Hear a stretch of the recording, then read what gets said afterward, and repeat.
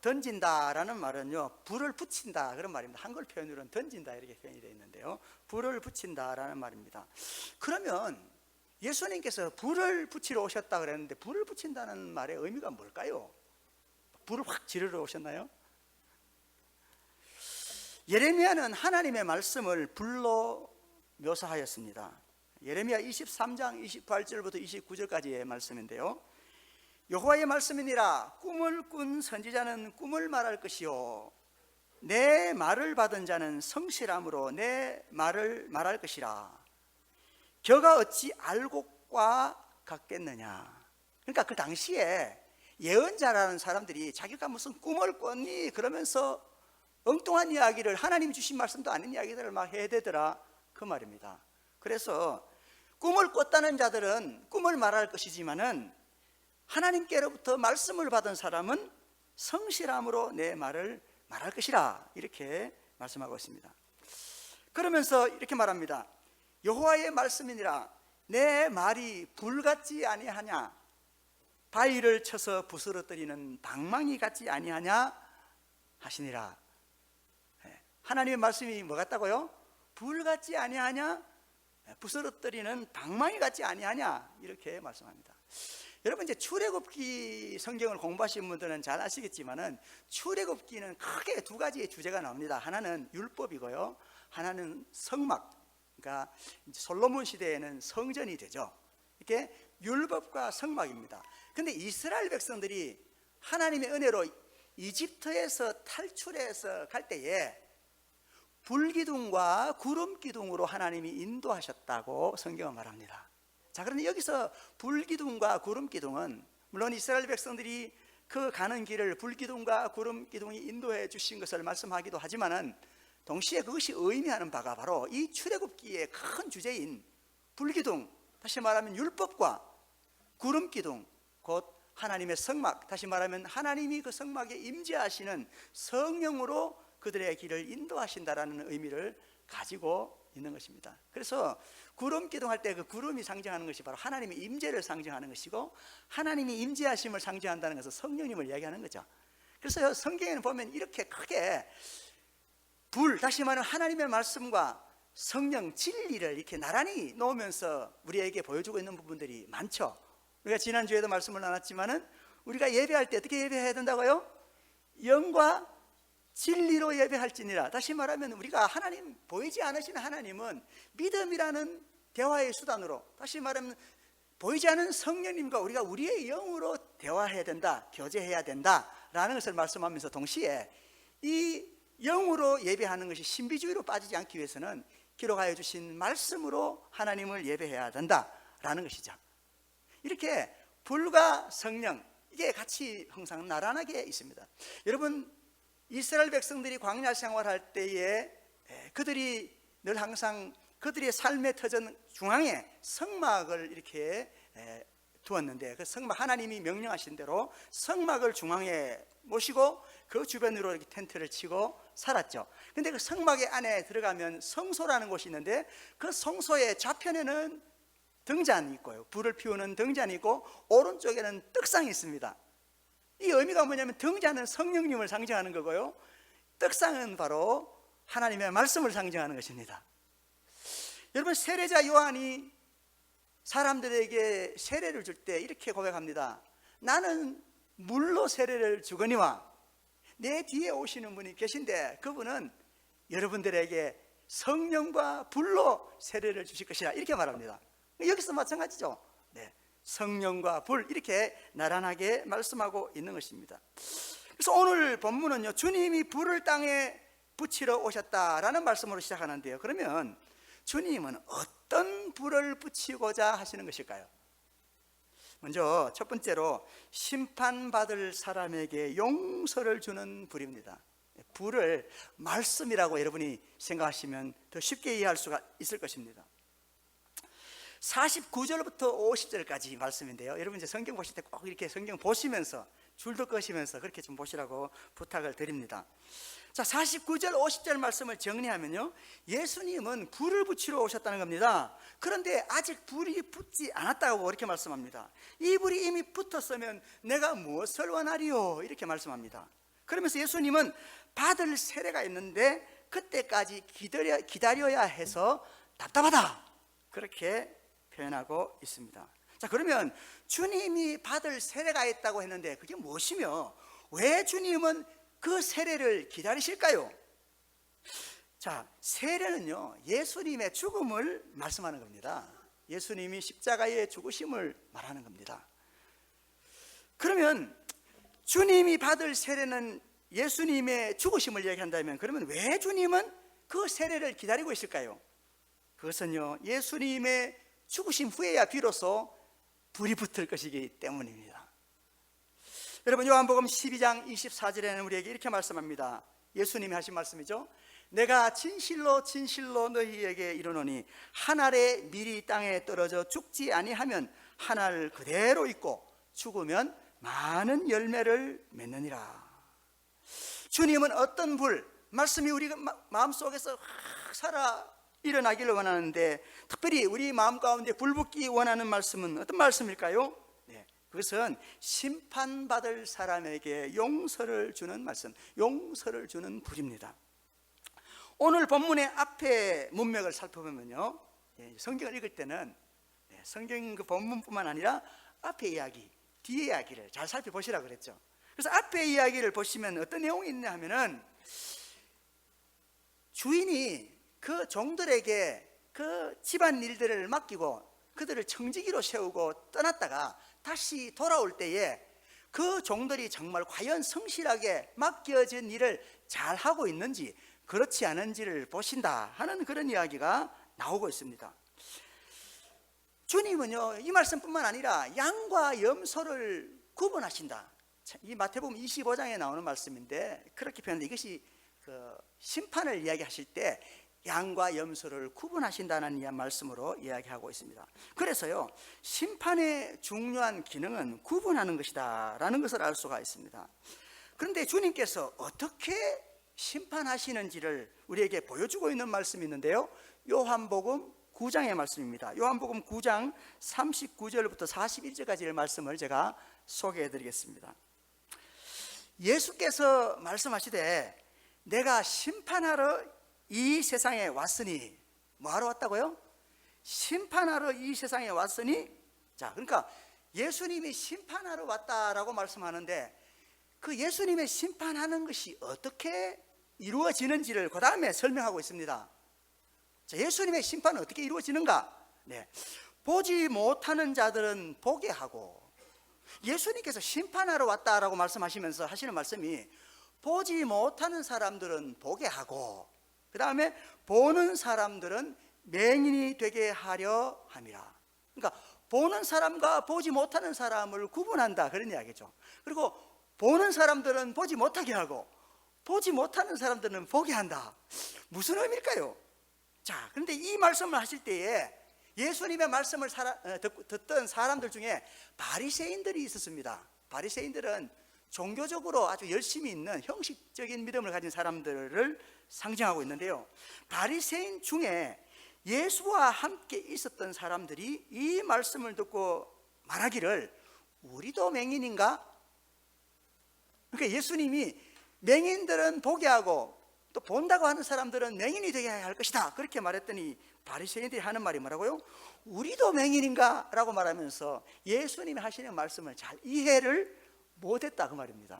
그때 예수님이 하시는 말씀이 너희가 맹인이 되었더라면 죄가 없으려니와 본다고 하니 너희 죄가 그대로 있느니라. 이 말씀 무슨 말이냐면, 바리새인들이 나는 하나님 말씀을 다 알고, 나는 하나님 말씀을 다 지키고, 나는 그 누구보다도 헌금을 많이 하고, 나는 그 어느 누구보다도 하나님의 뜻대로 살아라고 교만한 마음으로 가지고 있는 그들, 하나님을 본다고 하는 사람들은 보지 못하게 하고, 그 말입니다. 그래서 예수님 뭐라고 말씀하시냐면, 나는 의인을 부르러 온 것이 아니고 죄인을 불러 회개시키고 구원을 얻게 하기 위해서 왔다. 그러니까 병든 자를 구원하기 위한, 치료하기 위한 의사로 오셨다라는 말씀을 말씀하고 있습니다. 그러니까 예수님이 하시는 심판이라는 것은 뭔가 하늘에서 불이 떨어지는 그런 것이 아니고, 믿는 자들과 하나님 아버지와의 관계를 회복시켜 주시고 믿지 않는 사람들은 버려두신다라는 것을 우리에게 말씀하고 있는 것입니다. 그래서 교만한 사람은요, 주님의 말씀의 불이 심판의 불이 되고요, 그러니까 주님의 말씀이 그들을 심판하는 말씀이 되고 그 말입니다. 그리고 겸손한 사람은요, 주님의 말씀의 불이 치료의 불, 생명의 불이 됩니다. 예수님은 심판하러 왔다, 오늘 아까 말씀에 우리 같이 보았지만은 내가 심판하러 왔느니 이렇게 사실 말씀하셨지만은, 예수님은 심판이 예수님이 오신 진정한 목적이 아니라는 것을 우리에게 말씀해 주고 있습니다. 요한복음 3장 16절 17절 말씀인데요, 하나님이 세상을 이처럼 사랑하사 독생자를 주셨으니 이는 그를 믿는 자마다 멸망하지 않고 영생을 얻게 하려 하심이라. 그러니까 하나님이 이 세상에는 저와 여러분 모두가 다 포함된 줄 믿습니다. 그 다음에 예수님 믿는 사람과 믿지 않는 사람까지도 다 포함된 줄 믿습니다. 그러니까 하나님은 이 세상을 너무너무 사랑하셔서 독생자를 보내주셨는데, 그렇지만은 그를 믿는 사람들마다 멸망하지 않고 영생을 얻게 하기를 원하신다라고 말합니다. 그러면서 하나님이 그 아들을 세상에 보내신 것은, 다시 말하면 하나님이 그 아들을 이 세상에 보내신 이유는 그 말이죠, 세상을 심판하려고 하심이 아니요 그로 말미암아 세상이 구원을 받게 하려 하심이라 라고 말씀합니다. 여러분, 심판에 대해서 그래서 우리가 잘 알아야 됩니다. 우리는요, 하나님의 심판이 바로 예수님을 믿지 않는 삶 그 자체라는 것을 알아야 됩니다. 하나님께서 우리가 하나님 말씀을 듣지 않고 잘못하기 때문에 하늘에서 불을 내려서 멸하려고 한다기보다는, 성경은 오늘 우리에게 뭐라고 말씀하시냐면 예수님을 믿지 않는 삶 그 자체가 심판이라는 겁니다. 이 제 말이냐? 아니요, 제가 성경을 말씀드리겠습니다. 자, 우리가 함께 읽었던 요한복음 3장 16절과 17절 말씀을 읽었잖아요. 18절을 제가 읽어드리겠습니다. 그를 믿는 자는 심판을 받지 아니하는 것이요, 그러니까 예수님을 믿는 자는 심판을 받지 아니하는 것이요, 믿지 아니하는 자는 하나님의 독생자의 이름을 믿지 아니함으로 벌써 심판을 받은 것이니라. 뭐라고요? 그러니까 하나님이 보내신 예수님을 믿지 않는 사람은 심판을 벌써 받은 것이니라, 이렇게 우리에게 말씀하고 있습니다. 여러분, 이 말씀을 잘 이해하려면 제2차 세계대전 때 일어났던 일을 좀 아시면 좋습니다. 여러분, 2차 세계대전이 끝났는데요, 끝나고 난 다음에 28년이 지난 후에야 전쟁이 끝난 것을 그제서야 알고 동굴에서 나온 사람이 있습니다. 실제 사건입니다. 전쟁이 끝났는데도 끝난 줄을 모르고 동굴에 숨어서 28년을 살았다니까요. 그 28년 동안 동굴에 살았던 그 사람은 얼마나 불행한 사람입니까? 그러니까 심판이 뭐냐? 하나님은 우리의 죄를 용서하시고 하나님과 우리와의 관계를 회복하셔서 우리로 하여금 하나님의 자녀로 자유를 누리며 살게 하기를 원하시는데, 하나님이 우리를 용서하시는 사실을 알지 못하기 때문에 그 사람은 이미 심판을 받은 사람이다, 이렇게 말하고 있는 것이다, 그 말입니다. 여러분, 성령님은요, 심판받을 사람에게 용서를 주는 불을 활활 타오르게 하시는 기름이십니다. 그래서 성령님은요, 기름으로 상징되고 있습니다, 성경에. 요한복음 16장 7절 8절 말씀인데요, 그러나 내가 너희에게 실상을 말하노니 내가 떠나가는 것이 너희에게 유익이라. 내가 떠나가지 아니하면 보혜사가 너희에게로 오시지 아니할 것이요, 가면 내가 그를 너희에게로 보내리니 그가 와서 죄에 대하여 의에 대하여 심판에 대하여 세상을 책망하시리라. 그러니까 예수님께서 말씀하셨잖아요. 내가 불을 던지러 왔노라. 이 불이 이미 붙었으면 내가 무엇을 더 원하리요? 근데 내가 아직 받을 세례가 남아있어서 내가 그 받을 세례가 이루어질 때까지 답답하다, 이렇게 말했잖아요. 그러니까 예수님이 십자가에 죽으셔야, 그 십자가의 은혜를 깨달아야 사람들 속에 불이 붙어서 주님을 위해 살아가게 되는데, 아직까지 주님이 십자가를 지지 않았기 때문에 그 십자가이기까지 주님은 답답하다 이렇게 표현하신 겁니다. 그리고 뭡니까? 그 주님의 십자가의 은혜를 불붙게 하실 분이 누굴까요? 성령님이시다 이 말입니다. 성령님이 그래서 우리 가운데 오셔서 주님의 그 십자가 사건을 불붙게 하실 것입니다. 그래서 요한이 자신에게 나와서 세례받는 사람들에게 하는 말이, 여러분, 나는 물로 여러분에게 세례를 주지만 내 뒤에 오시는 분이 계신데 그분은 불과 성령으로 세례를 주실 것입니다. 이렇게 말한 겁니다. 성령의 불이, 말씀의 불이 저와 여러분에게 삶에 붙기를 바랍니다. 자, 그럼에도 불구하고 다만 하나님의 용서를 믿지 않고요, 하나님께로 나오지 못하는 사람들은 결국 하나님의 말씀을 오해한 채로 심판 가운데 떨어질 것이다, 그 말입니다. 하나님이 심판해서가 아니고 하나님이 용서하시는데 그 용서를 받아들이지 않기 때문에 여전히 심판 가운데 떨어져 살아가게 된다, 그 말입니다. 자, 그래서 이 말씀을 말씀하고 있는 것이 요한복음 12장 47절부터 48절 말씀인데요, 여러분 이 말씀을 좀 찾으셔서 줄을 좀 끄세요. 요한복음 12장 47절 48절입니다. 자, 말씀을 읽어드립니다. 사람이 내 말을 듣고 지키지 아니할지라도, 그러니까 사람들이 예수님의 말씀을 듣고 그 말씀을 안 지켜도, 그 말이죠, 내가 그를 심판하지 아니할 것이요. 뭐라고요? 아니, 성경에 말씀하기를, 예수님이 말씀하시는데 사람들이 예수님의 말씀을 듣고 그 말씀을 안 지켜도 예수님이 심판하지 않는다는 거예요. 누구 이야기예요 이게 지금? 제가 지금 지어내서 하는 이야기입니까? 성경이 그렇게 말씀하신다니까요. 왜냐하면 내가 온 것은 세상을 심판하려고 하는 것이 아니고 세상을 구원하려고 하기 때문이다. 그러면서 뭐라고 말씀합니까? 나를 저버리고 내 말을 받지 아니하는 자를 심판할 리가 따로 있으니 곧 내가 한 그 말이 마지막 날에 그를 심판하리라. 그러니까 주님께서 우리를 위해서 구원의 메시지를 계속 전하는데도 불구하고 그 말씀을 듣지 않았던 사람들을 예수님께서 심판하는 게 아니고 예수님이 하신 그 말씀이 그 마음속에 양심의 가책을 주고 두려움 가운데 떨면서 살게 만들 것이다, 그 말입니다. 이해가 되시죠? 그래서요, 오늘 주님이 우리에게 불을 던지러 오셨다 그랬는데 그 말씀의 불이 붙되 심판받을 우리에게 용서하시기 원하시는 그 주님의 말씀의 불이 저의 가슴 속에 붙기를 바랍니다. 할렐루야. 두 번째입니다. 주님이 우리에게 붙이기 원하시는 불은요, 분쟁하는 사람에게 평화를 주는 불입니다. 51절부터 53절까지 말씀인데요, 주님께서 우리를 분쟁하게 하시기 위해서 오셨다, 그렇게 말씀하고 있습니다. 이게 지금 51절부터 53절까지 말씀이에요. 아니, 예수님은 평화의 왕, 샬롬의 왕이신데 오늘 본문 말씀은 뭐라고 얘기해요? 우리를 분쟁하게 하기 위해서 오셨다는 겁니다. 왜 주님이 이런 말씀을 하신 걸까요?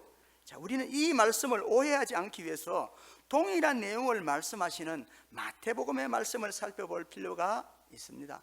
성경은요, 이렇게 이제 마태복음, 마가복음, 누가복음 이 세 가지가 공통된 내용을 많이 가지고 있기 때문에 공관복음서라 그렇게 말합니다.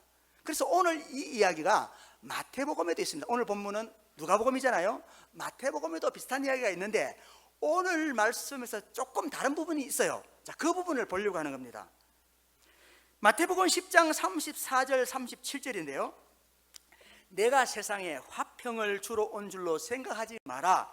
화평이 아니요 검을 주러 왔노라.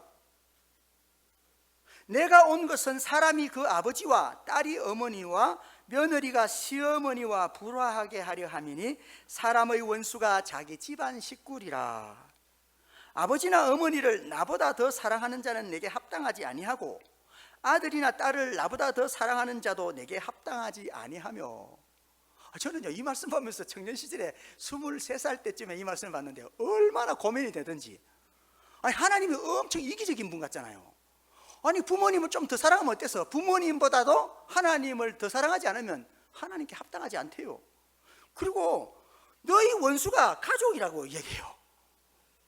아니, 무슨 말일습니까요 이게? 자, 이 말씀, 마태복음의 말씀은 우리를 더 혼란스럽게 만드는 것 같습니다. 하지만요, 성경은 그것만 보면 안 돼요. 다른 성경 구절들이 뭐라고 말씀하시는지를 잘 살펴봐야 됩니다. 그래서 요한 1서 4장 20절 말씀을 제가 읽어드립니다. 요한 1서 4장 20절 말씀인데요, 누구든지 하나님을 사랑하노라 하고 그 형제를 미워하면 이는 거짓말하는 자니 보는 바 그 형제를 사랑하지 아니하는 사람은 보지 못하는 바 하나님을 사랑할 수 없느니라. 자, 이 말씀이 무슨 말씀이죠? 우리가 보이는 형제를 사랑하는 것이 보이지 않으시는 하나님을 사랑하는 방법이다, 그 말입니다. 그럼 앞에 말씀과 뒤에 말씀이 서로 혼동되거나 모순되는 것처럼 보이지 않습니까? 자, 그래서 여러분들에게 이 이야기가 혼동되지 않도록 하기 위해서 제가 설명을 해드립니다. 우리는요, 형제 사랑하는 법을 잘 알지 못합니다. 그래서요, 우리가 사랑한다고 취한 행동이 도리어 다른 사람에게 상처를 줄 수도 있다, 그 말입니다. 젊은 남녀가 둘이 서로 사랑한다고 서로 이렇게 사귀었는데, 서로 그냥 넘지 말아야 할 선을 넘었어요. 그런데 둘이 결혼을 못했어요. 큰 상처를 줄 수 있겠죠. 그러니까 우리는 하나님의 방법으로 이웃을 사랑해야 하는데 우리가 연약하기 때문에 온전한 사랑을 할 수 없다라는 거죠. 그래서 하나님은 하나님을 더 사랑해야 된다. 그래야 우리가 하나님의 방법으로 서로를 사랑할 수 있다, 그렇게 말씀하고 있는 것입니다. 하나님이 이기적인 분이라서 우리에게 하나님을 더 사랑하라고 그렇게 말씀하는 것이 아닙니다. 여러분, 우리가 하나님께 무엇을 드리겠어요? 그래서 욥기서에는 우리에게 이렇게 말합니다. 그대는 하늘을 한번 우러러봐라. 높이 뜬 구름을 한번 바라봐라. 그대가 범죄한들, 그러니까 죄를 지은들 하나님께 무슨 영향이 있겠으며 그대가 악행을 행한들 하나님께 무슨 상관이 있겠느냐. 그대가 의로운들 하나님께 무엇을 드리겠으며 그가 그대의 손에서 무엇을 받으시겠느냐.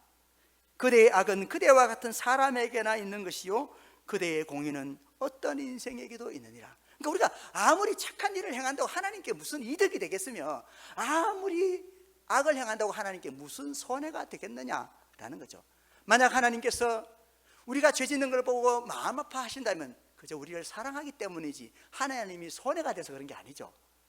하나님이 만약에 우리의 죄 짓는 모습을 보고 화를 내신다면 우리를 사랑해서 안타까워서 하나님 품에 돌아오게 하기를 원하는 마음 때문에 그리하는 것이지 하나님 무슨 손해가 되겠어요? 천지 만물이 다 하나님 것인데.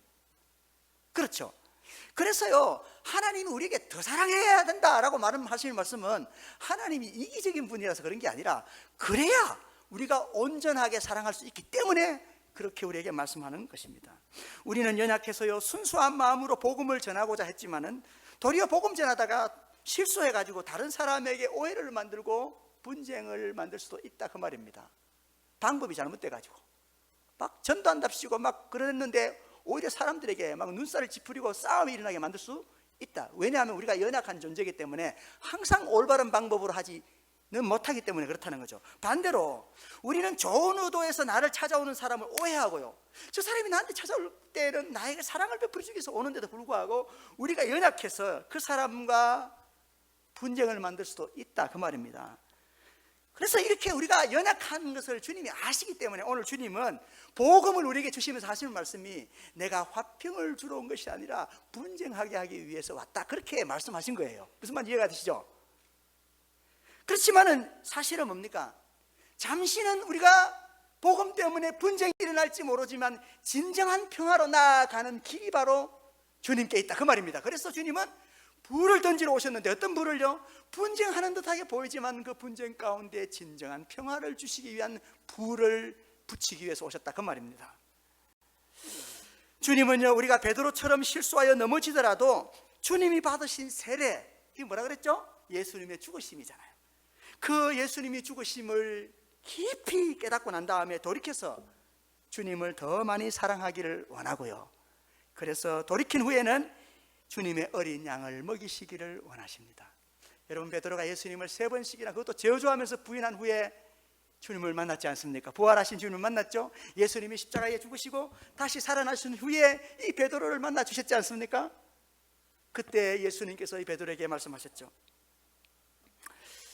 요한의 아들 시몬아, 네가 이 사람들보다 나를 더 사랑하느냐? 그랬더니 베드로가 말합니다. 주님, 그렇습니다.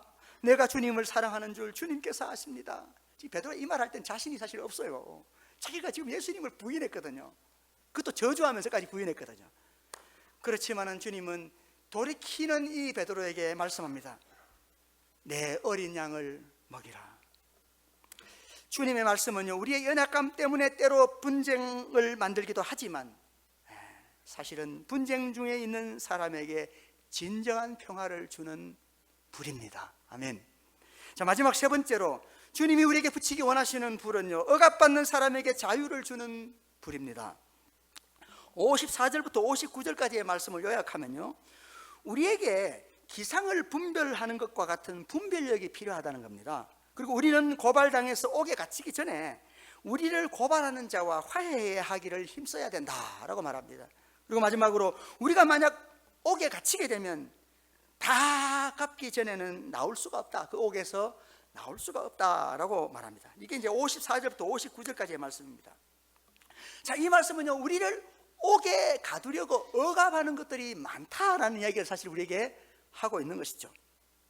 무엇이 우리를 억압합니까? 그래서 로마서에서 잘 말씀하고 있는데요, 율법이 우리를 억압합니다. 사실 하나님의 법은요, 우리의 행복을 위해 주신 거거든요. 그 말씀대로 살면 복을 받아 누릴 수 있는 것이거든요. 근데 우리가 연약해서 말씀대로 살지를 못하지 않습니까? 그러다 보니까 어떻게 됩니까? 그 법이 도리어 우리에게 올무가 되더라, 그 말입니다. 그 다음에 죄와 정욕이 우리를 억압합니다. 여러분, 우리는 내 마음대로 하는 것이 자유라고 착각합니다. 그런데요, 그렇지가 않습니다. 그래서 여러분, 우리 믿음의 정말 훌륭한 선배인 바울이 그렇게 고백하지 않습니까? 나는 선을 행하기를 원하지만은 내 속에 죄가 함께 있어서 선을 행하기 원하는 내가 선을 행하지는 못하고 자꾸 죄에 질질질 끌려다닌다, 그 말입니다. 우리는 뭐 자유하고 내 마음대로 다 할 수 있다고 생각하지만은 내 마음대로 하는 것이 가만히 살펴보면 그냥 쉽게 죄 짓는 걸 내 마음대로 한다 그래요. 근데 그게 알고 보았더니 뭐예요? 죄에 끌려서 종노릇하고 있는 모습이다, 그 말입니다. 이렇게 죄와 욕심이 우리를 억압하고 있다, 그 말입니다. 뿐만 아니라 우리는 죽음의 공포가 우리를 억압하는 것을 알 수가 있습니다. 늙으면 죽어야지, 이렇게 이제 연세 드신 분들이 이야기하시더라고요. 근데 늙으면 죽어야지 우리 연세 드신 분들이 말씀하시면서도 죽기 싫으셔가지고 계속 좋은 약만 골라 드시고 음식에 몸에 좋다는 건 다 드시더라고요. 그러니까 이게 늙으면 죽어야지, 이 말은 그냥 입에 이빨은 말이고 사실은 뭐예요? 죽을까봐 엄청 두려워하고 있다는 거죠. 우리 인간이 그렇다는 것 아니겠습니까? 그래서 히브리서 2장 15절은 이렇게 말합니다. 또 죽기를 무서워함으로 한평생 매여 종노릇하는 모든 자들을 놓아주려 함이라. 우리가 자꾸 죽을까 두려워가지고 벌벌벌 떤다, 그 말입니다. 그런데요, 오늘 우리에게 선포하시는 이 복음, 주의 말씀은요, 우리를 억압하던 율법과 죄와 정욕과 이 죽음에서 해방하여서 자유케 하시는 불이라는 겁니다. 오늘 이 주님의 말씀으로 진정한 자유를 얻게 되는 저와 여러분 되기를 바랍니다. 바울이요, 오라 나는 공고한 사람이다. 나는 선을 행하기 원하는데 자꾸 죄가 나를 질질 끌고 가는데 어떻게 하면 좋냐, 이렇게 로마서 7장 끝절에서 말합니다. 그러고 난 다음에요, 8장에 들어서면 1절에 바로 뭐라고 말하냐면 이 바울이 이렇게 말합니다. 그러므로 이제 그리스도 예수 안에 있는 자에게는 결코 정죄함이 없나니. 하나님은 우리가 말씀대로 살아가기를 원하지만은 또 말씀대로 다 살지 못할 줄을 아시기 때문에 예수 그리스도를 이 땅에 보내셨고, 우리가 그리스도 안에 있을 때에는 우리의 부족함에도 불구하고 그리스도의 그 피가 우리를 용서하시고 하나님의 자녀로 살아갈 수 있게 하신다, 그 말입니다. 그래서 예수 안에 있는 자에게는 결코 정죄함이 없나니 이는 그리스도 예수 안에 있는 생명의 성령의 법이 죄와 사망의 법에서 너를 해방하였습니다. 그럼 우리가 마음대로 죄를 지을까요? 아니라는 거죠. 왜냐하면 주님이 나를 위해 십자가에 못 박아 죽기까지 나를 사랑하셨는데 어찌 내가 마음대로 죄를 짓겠는가 하고 성령님이 우리 마음 가운데 불을 지핀다, 그 말입니다. 주님이 우리에게 자유를 주신 이유는 우리가 하나님의 자녀, 곧 자유자로서 이제는 율법과 죄와 죽음의 종로로 타는 것이 아니라 사랑의 종로로 타며 살아가기를 원하십니다. 형제들아, 너희가 자유를 위하여 부르심을 입었으니 그러나 그 자유로 육체의 기회를 삼지 말고 오직 사랑으로 서로 적노릇하라. 피차 사랑의 빛 외에는 아무에게든지 아무 빛도 지지 마라. 남을 사랑하는 자는 율법을 다 이루었느니라. 아멘. 주님은 우리에게 성령과 불, 즉 하나님의 말씀으로 세례를 주시는 분이십니다. 우리는 이 시간 영과 진리로 성령과 불로 예배하고 있습니다. 하나님은 성령과 불로 예배하는 우리의 마음에 불을 붙이시기 원하십니다. 어떤 불이요? 심판받을 사람에게 용서하신다는 말씀입니다. 분쟁하는 사람에게 진정한 평화를 주신다는 말씀입니다. 억압받는 사람에게 자유를 주신다는 말씀입니다. 오늘 이 말씀이 저와 여러분에게 기름 부은 바 되어서 활활 불타오르기를 바랍니다. 기도하겠습니다.